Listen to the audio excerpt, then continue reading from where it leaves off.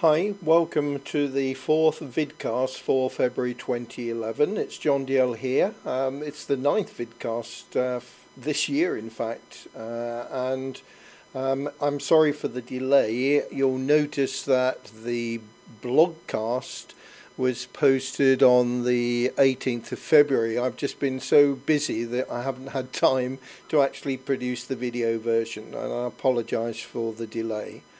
I'm going to get started straight away by looking at the Automotive Council for the UK. It's published a guide which defines technology and manufacturing readiness levels. Let me just go on to the website itself. The address is at the top of the page.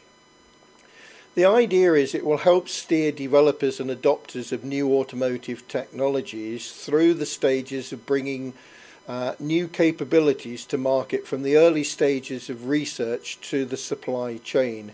The article is available on the page that I'm on at the moment, but I suppose more importantly, if you want to download the two documents, let's just click and move over to them, and I'll zoom in so that you can see the two documents. The first document being here, it's the technology roadmap, automotive technology and manufacturing readiness levels, and the other one is again the UK capabilities and so on, the automotive technology and manufacturing readiness levels. Okay, so those are the first two finds, and obviously for those of you involved with the Automotive Council, that would be an appropriate site perhaps for you to look at. While we're on the Automotive Council for the UK, it's just a little bit of local news, I suppose, more than anything else, and an article you might want to look at. But Jaguar Land Rover are boosting their apprentice schemes in Halewood plant, and there's an article there with the link at the top of the page for those of you who may be interested in that local news. The third find today is for the construction providers within the northwest here. It's been produced by Summit Skills, the Sector Skills Council for Building Services Engineering. And basically they've published an environmental strategy document through to 2013. And the document describes how Summit Skills will be working on behalf of the sector to capture and exploit opportunities to help the UK move towards a low carbon future. There is a document to download, which is, let's just zoom in for you. Oh, wrong one. Just bear with me.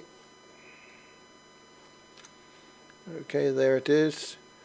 It's called Strategy for Environmental Technologies in the Building Services Engineering Sector 2010 to 2013. The next find today is again flagging up to you the fact that, let's just go on to the website, it's the IFL website, and it's the funding for initial teacher training. It's just to point out to you that the Department for Business Innovation and Skills launched the Further Education Initial Training Teacher Training Grant back in September 2010 to offer a contribution to the fee costs of those teachers from across the FE sector, adult and community learning, work-based learning, etc., commencing a diploma to teach in lifelong learning.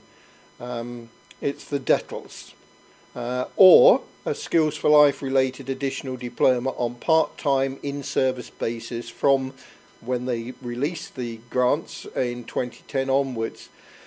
Can I just point out that the funding is still available for courses that commence up to the 31st of March, so another month and a little bit more.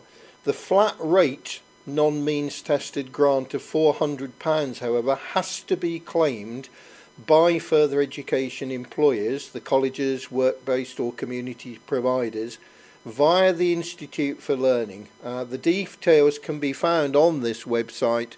The link has been at the top of the page while I've been talking. Right, let's get away from the initial teacher training and just have a look at Icotrip. Let's go on to their website. You'll notice here that there are a number of black and white icons that may or may not be useful for you. It's designers may well want to take a closer look at this particular website. You'll find a collection, as I say, of black and white icons that can be used in any project. The images are striking, fairly imaginative, and the collection is added to daily. I basically am following this site with an RSS feed, and I get to see the icon each day on my reader and can decide on whether I want to download it and use it there and then, or to save it for future use. It's well worth having a look at. There are some useful ones. There's a nice one there. Let me just zoom in again. There's a nice one there for hairdressing. It's the sort of amount of hair that I've got these days, but there are several links that you may well find useful. There's one, for example, on the left hand side. Zoom in again, on cameras, for example. And other such things. The penultimate find today is DNAtube. DNAtube, let's just go on to the website. DNAtube is a website for watching and sharing videos about topics in science. The DNAtube currently has 43 categories. If we just scroll down a bit, you'll see the various categories here.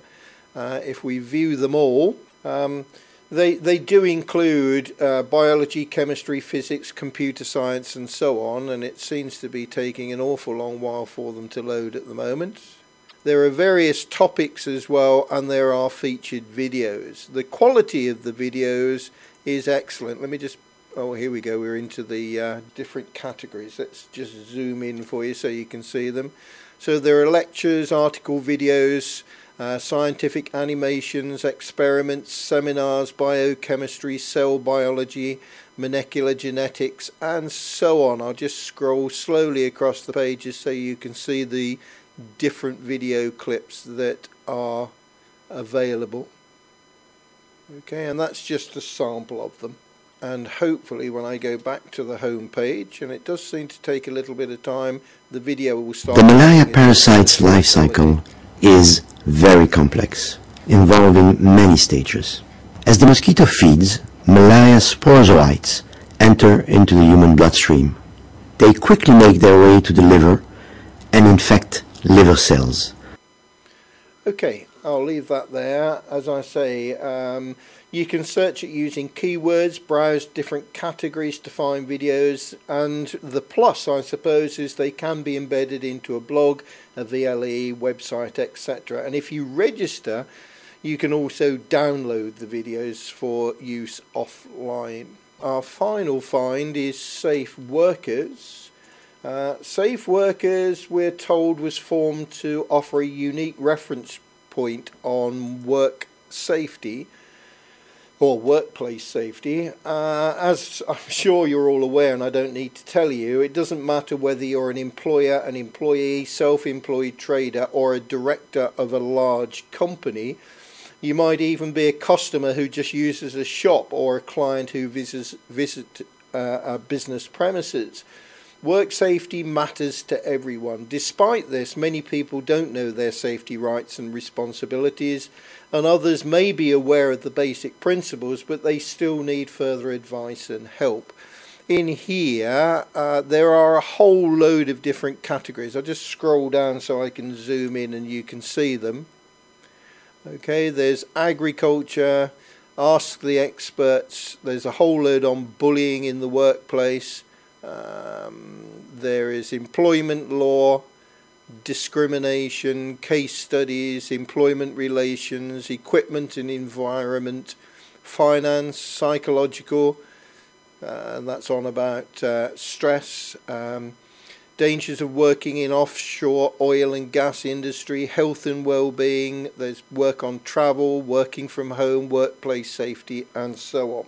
Let's just zoom back out again. Let me just go back to the popular articles there. There's hazards of stonemasonry, hazards faced by fairground workers, hazards in agricultural work, and so on. It's a very useful resource for those of you involved in work-based learning, and for those who are not involved directly in work-based learning, don't forget that your learners are heading towards the job market, and perhaps their awareness of safety issues needs to be raised regardless of the subject area that you are delivering. That's the 7 finds for today. Hope you find it useful.